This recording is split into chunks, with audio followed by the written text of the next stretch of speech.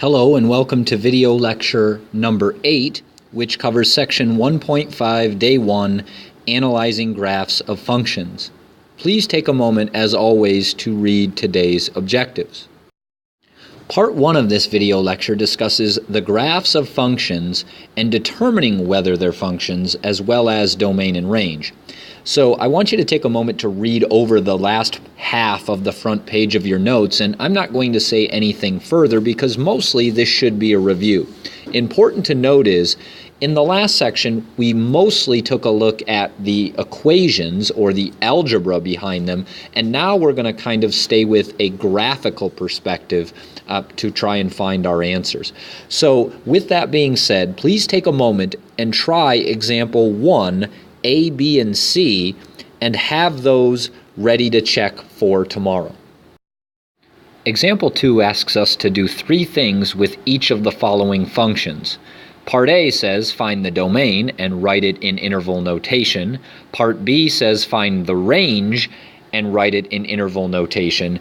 And Part C is asking us to approximate the function values when x is -1 and x is 2. So I'm going to try example 2B with you. I'd like you to try A and C on your own and have those ready to check for tomorrow.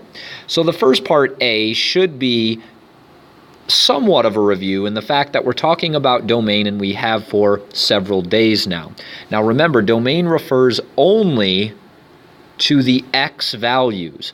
So important to note, first of all, from this graph, even though it's not indicated, it is implied that both ends continue downward and out to the right and left forever. So if we look at this graph, remember, domain graphically, we're concerned with x values, and x-axis goes left and right, so we should think about the domain as being left to right. Now, I don't see any breaks in this graph, so we might be inclined to say the graph has a domain of -infinity to infinity. However, this open circle right there indicates that x cannot equal -3.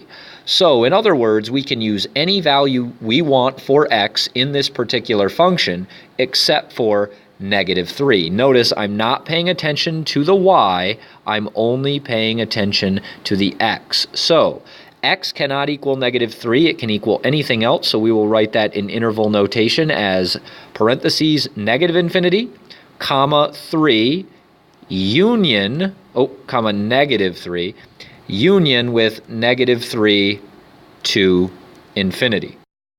Part B asks us to find the range of the function, and you may recall that range now refers to y values. We haven't spent a whole lot of time on range, more so we have with the domain, but nonetheless, it should be pretty straightforward.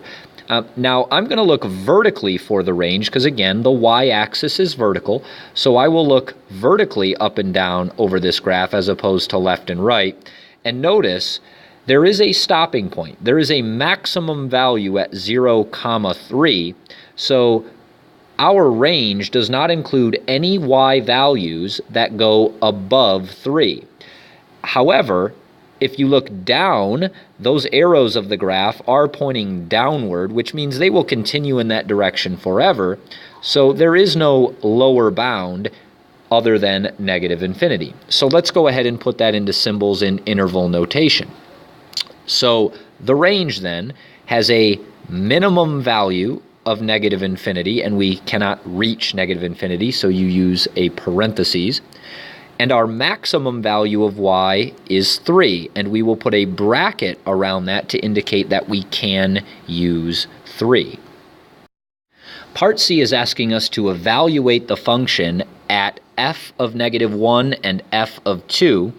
So important to note is, what does that actually mean? F of -1 is simply asking us, what does y equal when x is -1? Now, we don't have an equation, rather we just have a graph, so we'll have to approximate our answers. So we do know that x is -1, so I'm going to look at x equals -1, I'm going to look up or down until I meet that graph. So I will go up and approximately it looks like I reach the graph when I touch 2 on the y. So I would go ahead and say f of negative 1 equals 2, and then we need to find the approximation of what is y when x is 2. So I will take a look and I will find 2 on the x, and then I will go up or down until I touch my graph. Now, I happen to do that right about there, and I will go over to the y-axis, and it looks like I reach it at about negative 1. So that sums up example 2b. I'd like you to do the same things for 2a and 2c and have your answers ready to check for tomorrow. Part 2 of this video lecture discusses the zeros of a function, and zeros of the function are defined to be the x values for which f of x equals 0. First of all, remember that f of x is a symbol for y. So if we're trying to find x values where y is 0, that would look like this on a graph. Well, if the points look like that, zeros then are just another name for x intercepts. So you have already done this before. I just want you to recognize that we will now call them zeros. I'm going to try 2 exercises from example 3 with you. However, I'm not going to try 3a, so after I show you parts B and D, I would like you to try 3a and 3c on your own and have those ready to check for tomorrow. So example 3, even though your paper says example 4, my apologies, example 3 continued from the last page, says find the zeros of each function graphically and then verify your findings algebraically. So again, we've done this before. We are now just calling it finding the zeros as opposed to finding the x-intercepts. Before I go plugging 0 into the equation and looking at the algebra, we want to take a look at the graph. So I ask that you'll graph this on your graphing calculators while I show you how to do it on an online graphing calculator. So I went ahead and pulled up a free online graphing calculator once again from desmos.com, and I entered the equation given, and on this particular calculator I must also enter the f of x or y equals 0 equations, and what I'm looking for is then the intersection of those two, and I've shown you that. So on a graph it's pretty easy to find the zeros. You just need to find where does that graph cross the x-axis, and on your TI calculators, remember the process is a little bit different and we'll discuss that in class.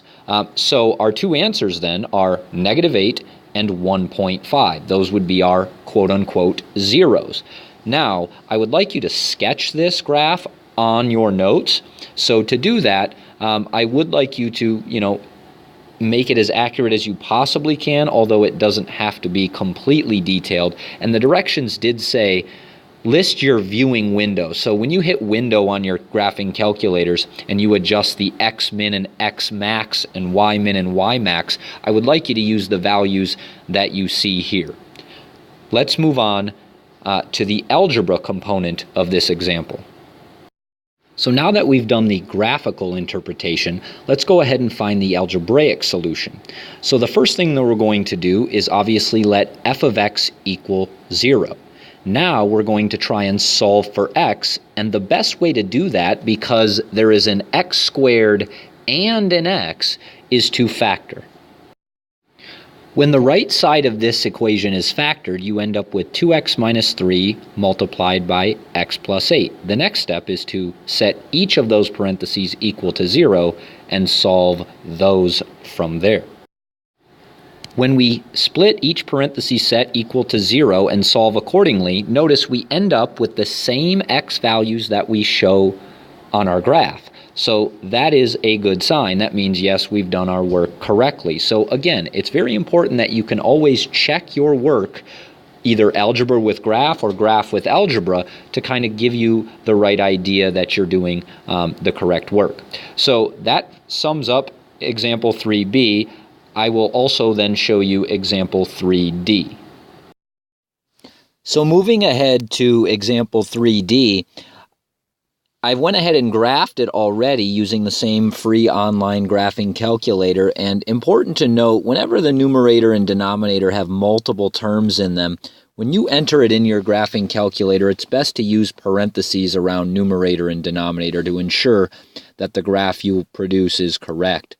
So once again, I've labeled the points of intersection. Again, you'll have to find these using a certain set of keys on your graphing calculator, but on this one they just show up automatically, and you can see our 2 points of intersection are -1.414 and +1.414. So those are our zeros, and I would like you to sketch this graph on your piece of paper, and now I'll show you algebraically how we would find those values using only the equation.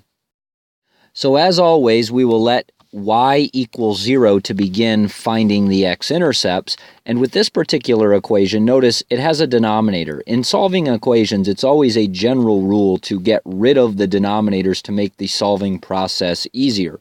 So the first thing I would do then is I'm going to take this entire fraction on the right side and I'm going to multiply it by the denominator. What that enables me to do then is to get rid of the denominator on the right side.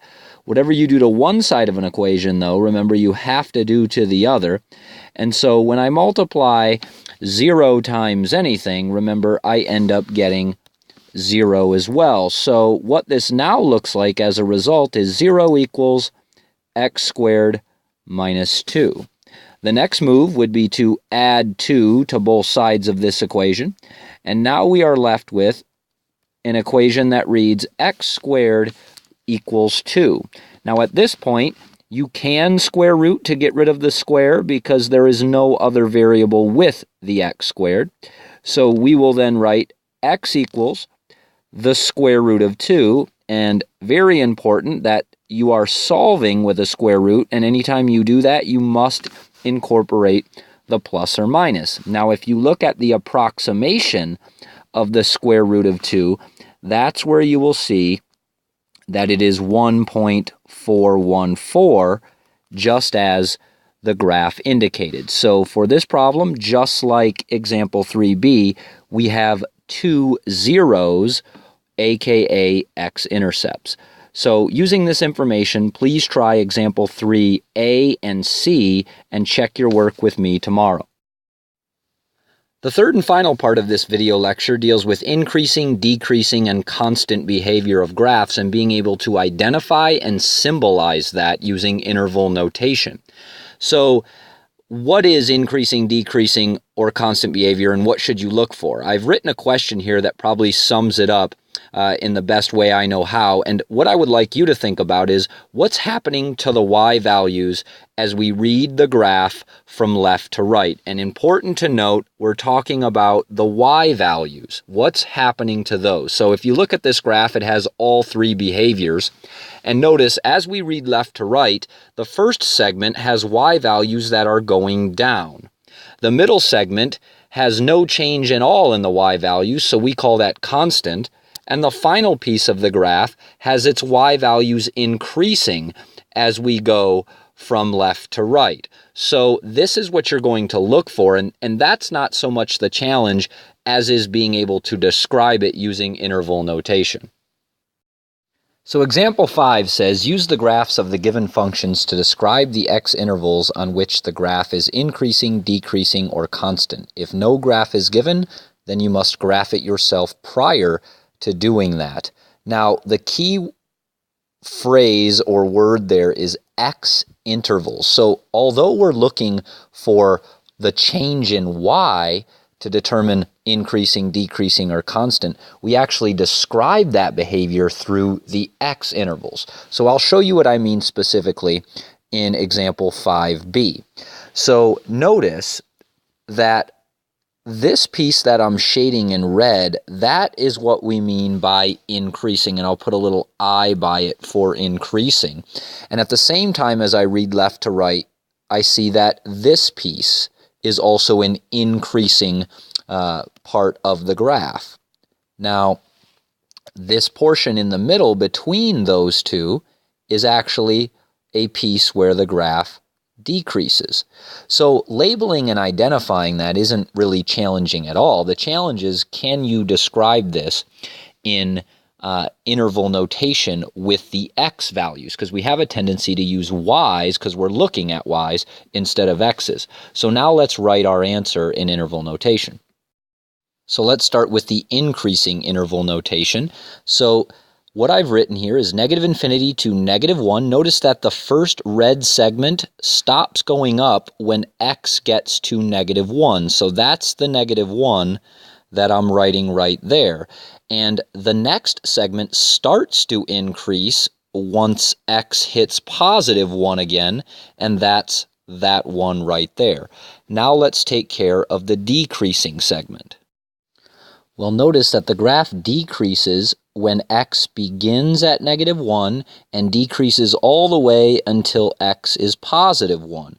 So in interval notation, we have the minimum value of x as negative 1 and the maximum value of x there.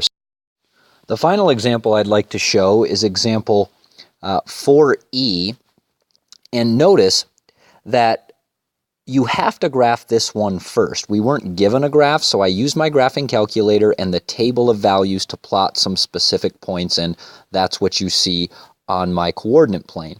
Now let's determine increasing and decreasing. I will shade in red the increasing segment of the graph, and I will shade in blue the decreasing segment of the graph. So once again, make sure that you describe this using x values, however. So we will say that this graph is increasing on the interval negative 6, and notice the value does touch negative 6 for x, and it stops there, so I use a bracket. And then let's put in the maximum value of x for increasing, and that would be negative 4. Notice the graph stops to increase at that value, and we'll put a soft parentheses around that. And then for the decreasing segment of the graph in blue, it starts again at negative 4, and of course it then moves to positive infinity.